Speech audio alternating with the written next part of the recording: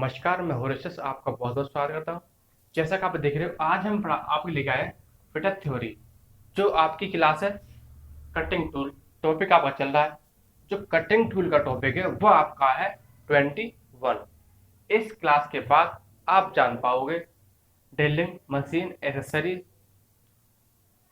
ठीक। उसके बाद जाना होगे स्पीड व फीड, करतन चाल सूत्र, मतलब कटिंग स्पीड का फॉर्मूले, फीड व फीड, ठीक। ड्रिलिंग मशीन एसेसरीज क्या क्या होती हैं? जो हमारे ड्रिलिंग मशीन पर पार्ट्स से होते हैं, इक्विपमेंट से होते हैं, जो हम उनमें लगा करके प्रयोग करते हैं।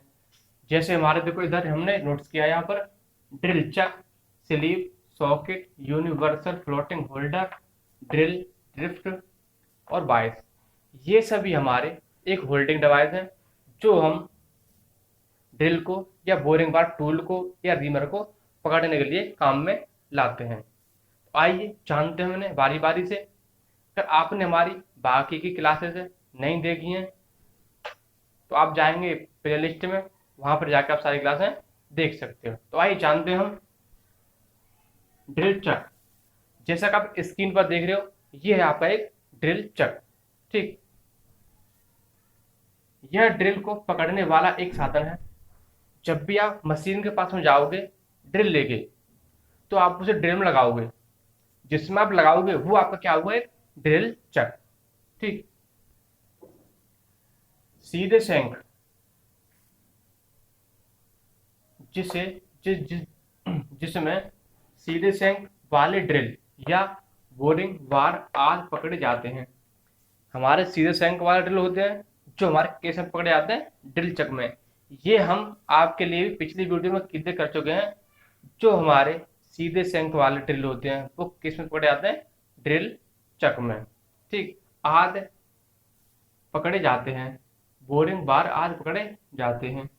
इसे ड्रिल मशीन के स्पेंडल या खराद मशीन टेल स्टॉक स्पेंडल में पकड़कर काम में लाया जाता है। जैसे ड्रिलिंग मशीन के स्पेंडल या खराद मशीन के टेल स्टॉक। जो हमारा खराद मशीन का टेल स्टॉक होता है उसमें भी हम ड्रिल या बोरिंग टूल को आसानी से पकड़ सकते हैं, और ड्रिल चक में, ठीक। तो ये था हमारा ड्रिल चक। अब जानते हैं हम नेक्स्ट वर्ड, जो हमारा ड्रिल स्लीव। ये हमारा स्लीव। स्लीव का प्रयोग ऐसे टेपर शंख ड्रिलों को पकड़ने के लिए किया जाता है जिनकी टेपर कर माप मशीन स्पेंडल के टेपर में बना होता है। जैसा कि आप स्क्रीन पर देख रहे हो, ये आप ये ड्रिल स्लीव।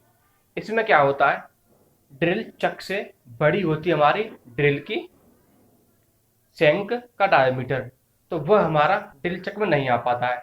तो हम उसके लिए क्या करते हैं, ड्रिल स्लीव की सहायता लेते हैं, जिससे कि हम ड्रिल स्लीव का ऊपर वाला सतह टेपर में होती है, नीचे वाली बड़ी होती है, उसमें लगा के हम उसे एडजस्ट कर देते हैं। स्पेंडल में बना होता है। इसके अंदर मोर्स टेपर कटा होता है, सुराख होता है, और ब्राह्मण भाग पर भी स्टैंडर्ड टाई टेपर में होता है। इस ड्रिल स्लीव के अंदर भी एक टेपर में होता है, मोस्ट टेपर में सुराख, और बाहर भी होता है एक टेपर में, मोस्ट टेपर में बना होता है। इसके अंदर बने टेपर सुराख में टेपर शंख ड्रिल को फिट करके इसके ब्राह्मण भाग को मशीन स्पेंडल में फिट कर दिया जाता है। ड्रिल या बोरिंग बार को ड्रिल स्लीव में अंदर की तरफ फिट कर देते हैं, और जो हमारा ड्रिल स्लीव है उसको हम टेपर वाली सतह उसे मशीन स्पेंडल में फिट कर देते हैं, ठीक, दिया जाता है। स्लीव के अंदर की टेपर ड्रिल शंख टेपर के अनुसार होती है। जो हमारी स्लीव के अंदर की टेपर ड्रिल शंख के अनुसार होती है, और तथा बाहरी की टेपर मशीन स्पेंडल के अनुसार होती है। जो हमारी स्लीव होती है उसमें दो तरह की टेपर होती हैं, इंटरनल और आउटरनल। आउटरनल टेपर है जो वो हमारी मशीन के अनुसार, और जो इंटरनल टेपर है वो हमारी ड्रिल शंख के अनुसार, ठीक। तो ये जानना आपके लिए बहुत जरूरी है। ड्रिल शिप का मतलब ये होता है कि उन दोनों का मीडिएटर बनना।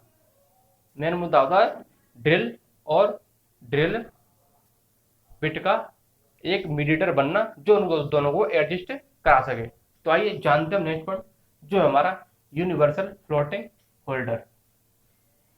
जैसा कि आप स्क्रीन पर देख रहे हो, अब जो आपका नेक्स्ट पॉइंट है वो है आपका फ्लोटिंग होल्डर या यूनिवर्सल होल्डर। यह भी ड्रिल को पकड़ने वाला एक जुगाड़ है। ये दो प्रकार के होते हैं, जो फ्लोटिंग होल्डर और यूनिवर्सल होल्डर। यह भी एक जुगाड़ है जो ड्रिलिंग मशीन को ड्रिलिंग जुगाड़ है। ये दो प्रकार के होते हैं, ड्रिल को पकड़ने, ये हमारा किसको पकड़ने के लिए, ड्रिल को पकड़ने का लिया। यह भी जुगाड़ है जो हमारा होता है दो प्रकार का, सीधे सेंग के ड्रिल को पकड़ने के लिए और टेपर सेंग के ड्रिल को पकड़ने के लिए। हमारे सीधे सेंग के ड्रिल होते हैं और टेपर सेंग के ड्रिल होते हैं, ये दोनों को पकड़ने के लिए यूज होता है। फ्लोटिंग होल्डर में सेंग सीधी व टेपर में होती है। इसकी सेंग सीधी होती है व टेपर में होती है, सीधी भी होती है और टेपर में भी होती है। कई बार ड्रिलिंग करते समय सुराख पंच के निशान पर न होकर आउट हो जाता है। आउट हो जाता है कहाँ से, पंच के निशान से। ठीक, इस होल्डर में बंधे ड्रिल को आसानी से अपने आप सेंटर में लाया जाता है। इस फ्लोटिंग होल्डर की मदद से जो हमने सेंटर लगाया है वह हमारे सेंटर में ही ड्रिल को आकर के रोकेगा। ये हमारे सेंटर से भटकेगा नहीं या सेंटर से आउट नहीं होगा। आइए चलते हम नेक्स्ट पॉइंट जो है हमारा सॉकेट। सॉकेट का प्रयोग ऐसे ड्रिलों के लिए किया जाता है जिनकी सेंग या टेपर का माप मशीन स्पिंडल के टेपर छिद्र से बड़ा होता है। जब भी हमारा मशीन स्पिंडल में ड्रिल नहीं आता है, मतलब ड्रिल का सेंग नहीं आता है, तो वहां पर हम क्या यूज करेंगे, सॉकेट। सॉकेट का क्या कार्य होता है, सॉकेट नीचे से होता है बड़ा और ऊपर से होता है वो छोटा। छोटा वाला जो टेपर है वो हमारा ड्रिल के चक में बैठ जाएगा और जो हमारी बड़ी वाली ड्रिल की सेंक है वो हमारे सॉकेट के निचले हिस्से में इंटरनल बैठ जाएगी। ठीक, और हम आसानी से काम कर सकते हैं। स्लीव तथा सॉकेट भिन्न भिन्न मापों में मिलते हैं। इनका माप नंबर से दर्शाया जाता है, जैसे 0 से 1, 1 से 2, 2 से 3, 3 से 4। तो ये हमारे सॉकेट, जैसा कि आप स्क्रीन पर देख रहे हो, ये आपका सॉकेट है। जो आपकी ऊपर वाली सतह है ये आपकी जाएगी ड्रिल चक में, जो नीचे वाली है वो उसमें आएगा ड्रिल सेंग। आइए चलते हैं नेक्स्ट पॉइंट हमारा ड्रिल ड्रिफ्ट। ड्रिल ड्रिफ्ट का क्या कार्य होता है, यह ड्रिल मशीन के स्पिंडल में लगे ड्रिल चक, स्लीव, सॉकेट या टेपर सेंग ड्रिल को निकालने के लिए प्रयोग किया जाता है। यह स्टील की एक पत्ती चौड़ी पत्ती होती है जिसका इसका टेपर कोण 8 डिग्री होता है। यह हमारी एक ड्रिल ड्रिफ्ट जो होती है, ड्रिल चक से ड्रिल, टेपर और सॉकेट, स्लीव, चक निकालने के लिए प्रयोग की जाती है, जो हमारी चौड़ी स्टील की पत्ती की होती है जिसका एंगल क्या होता है हमारा 8 डिग्री। तो आइए जानते हैं नेक्स्ट पॉइंट जो है हमारा स्पीड व फीड। जैसा कि आप देख रहे हो ये हमारी स्पीड और फीड। स्पीड और फीड क्या होती है, ड्रिल या कोई भी घूमने वाली वस्तु 1 मिनट में जितने चक्कर लगाती है उसे चक्कर प्रति मिनट कहते हैं। 1 मिनट में जितने चक्कर लगाती है उसमें क्या बोलते हैं, आरपीएम। तो आइए नेक्स्ट पॉइंट हमारा कर्तन चाल, मतलब कर्तन चाल, कटिंग स्पीड। ड्रिल की कटिंग स्पीड, रीमर की कटिंग स्पीड, बोरिंग की कटिंग स्पीड, किसी की भी कटिंग स्पीड हो वो हमारी कटिंग स्पीड होती है। ड्रिल की परिधि पर किसी एक बिंदु द्वारा प्रति मिनट में काटे गए चक्करों द्वारा तय की गई दूरी कटिंग स्पीड कहलाती है। 1 मिनट में जितने भी हमारे चक्कर लग रहे हैं ड्रिल के द्वारा वह हमारी कितनी, उसकी क्या होगी, कटिंग स्पीड होगी। ठीक, या 1 मिनट में ड्रिल के द्वारा जितनी धातु काटी जाती है यदि उसको एक सीधी रेखा में रखकर मीटर या फुट में मापा जाए तो वह उसकी कटिंग स्पीड होगी। मान लो आपने कोई गहराई में गोला किया तो उसकी चिप्स जो है यह लिख लिया आपकी सॉफ्ट वाली, ठीक। अब इसकी जो दूरी है ये हमारी फुट में या मीटर में हम नाप लेते हैं, इसी बोलते हैं हम कटिंग स्पीड। कटिंग स्पीड क्या रहती है, ठीक।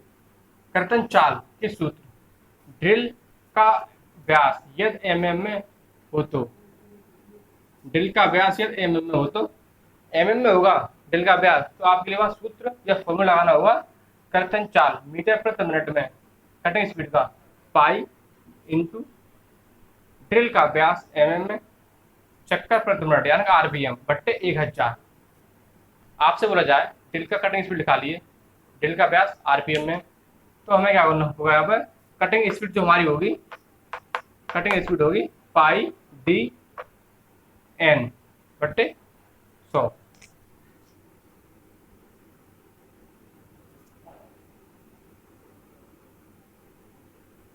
एक 1000 आएगा यहाँ पे, कटिंग स्पीड होगी पाई डी एन बट्टे 1000, क्या हमारे कटिंग स्पीड। उसके बाद आपसे बोला जाएगा कर्तन चाल फुट प्रति मिनट। अगर आपकी कर्तन चाल फुट में मापी जा रही है, फुट में मापी जा रही है, तो आपको क्या होगा, जहां आपका एमएम में था वहां आपका इंच में हो जाएगा, ठीक। एमएम का मतलब रहेगा एमएम से और फुट का मतलब रहेगा इंच से। पाई डी इंच में यहाँ पर चक्कर प्रति मिनट बट्टे 12, तो यहाँ पर आपका आ जाएगा क्या, pi into D into N बट्टे 12, ठीक। तो ये होगा आपका फुट में। तो आइए इस पर हम कुछ आपके लिए क्वेश्चन कराएंगे इन दोनों फॉर्मूलों के बेस पे। वो कब, नेक्स्ट डे नेक्स्ट क्लास। आपको यह क्लास कैसी लगी कमेंट बॉक्स में जाएं और कमेंट करके जरूर बताएं। आइए मिलते हैं हम आपसे next day next class. Okay, bye bye, thank you.